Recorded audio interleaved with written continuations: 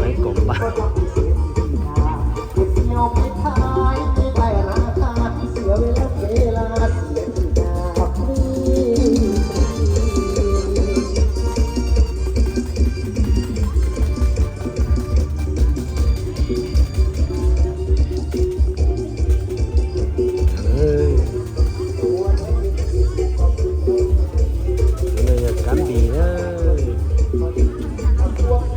จิ้งหรีดใช่ไหม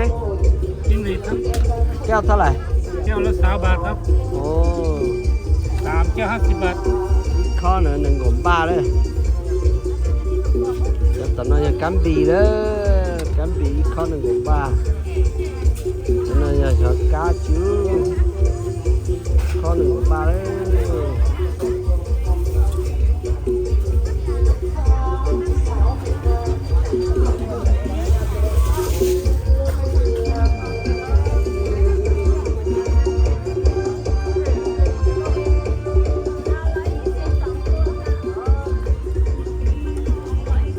กินเจในตู้ของบ้านเลยครับผมเอาตัวสูงๆหน่อยตอนนั้นตู้ญี่ปุ่นเก่า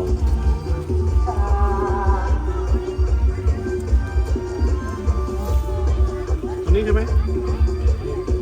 ไม่เท้าไม่เท้าเกินก็ต่ออย่างนี้กดไปจ่อเลยตึงเจ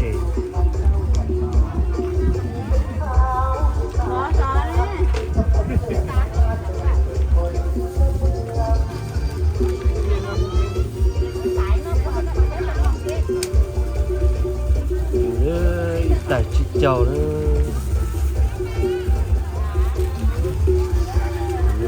หน้าตอนนี้ชิดจมบาทใส่ตู้ไว้ก่อนใส่ตู้ไว้ถูกกว่าอุ่นเนาะ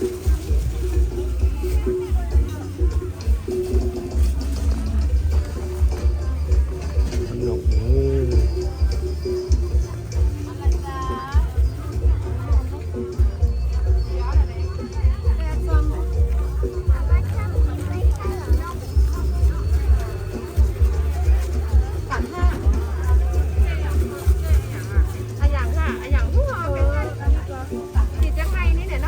ไงเลยไปหน้าเลยกลัวไปโฟล์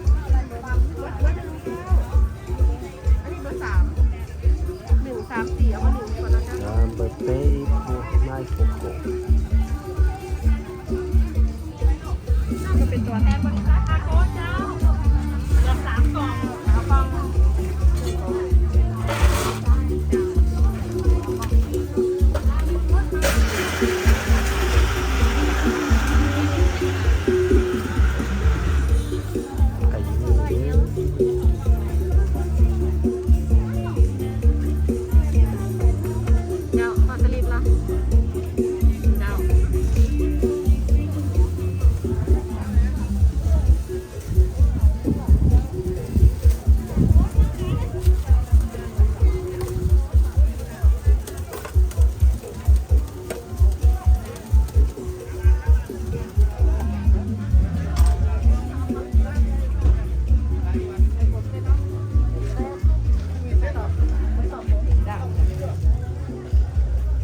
cái nhu này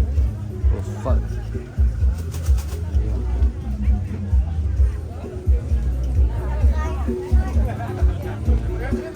chim ba cổng ba nói chim ba ăn lẩu biết vàng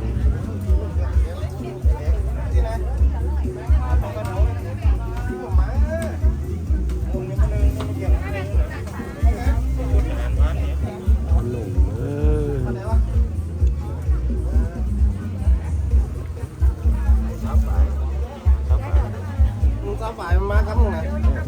Sáng chút em qua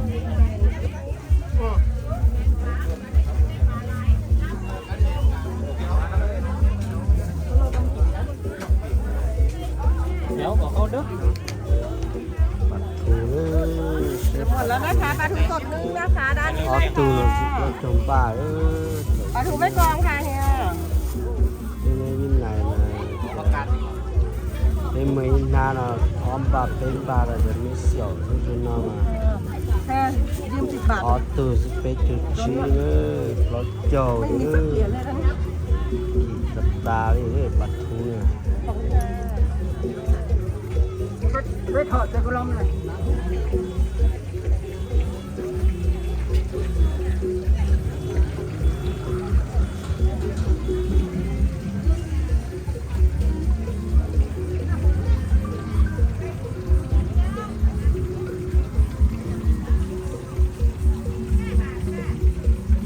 ไม่นะนี่จุดปากกบป่ะนี่ใหญ่กว่านี้ป่ะนี่จุดหน้าจุดตาสิ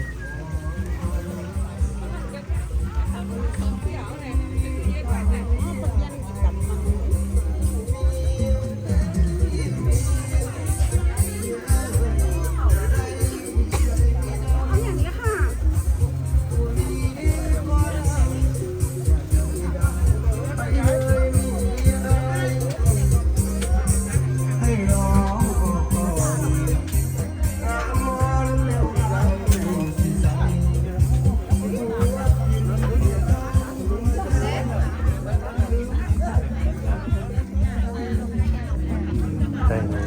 กบบ้าซ้อนเลยแต่กบบ้า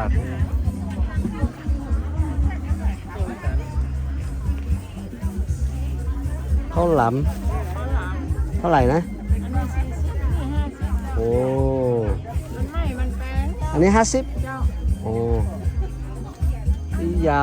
อ้อยาตัวนี้nhập nó cho cái yà tới yà kìa chỉ chầu nó đấy mỏm trà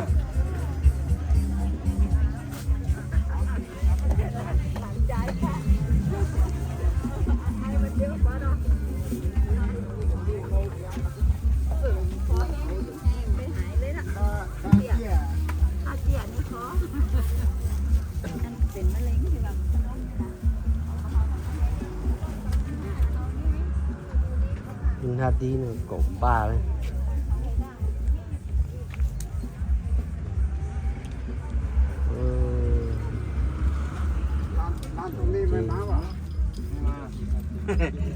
ซื้อไอ้นั่นกันซื้ออะไรวะผักแท้ๆแล้วคนกันผักแท้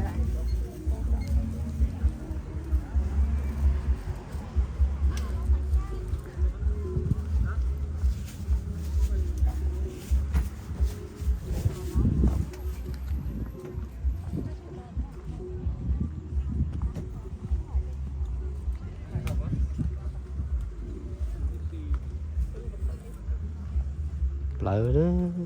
lợi nhưng mà ông xài số khăn phở vậy จากเพื่อเยอะง่ายไหม mắc thôi đây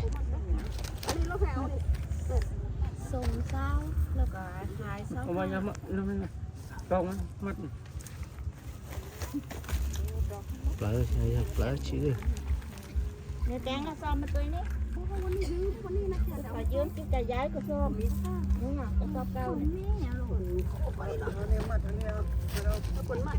con này dương canh nữa buộc ở nó hết buộc ngay cái đây phát ở nó hết phát ngay ใช่ไหมใช่ anh đi lỗ không chơi đấy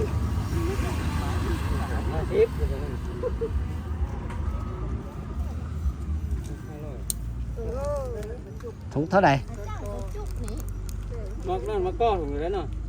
ba có thớ 10 bạc sao bát sao u 30 ở đây mình lẻ 2 ถุงน่ะกินได้เลยอันนั้น25เจ้าอันนี้50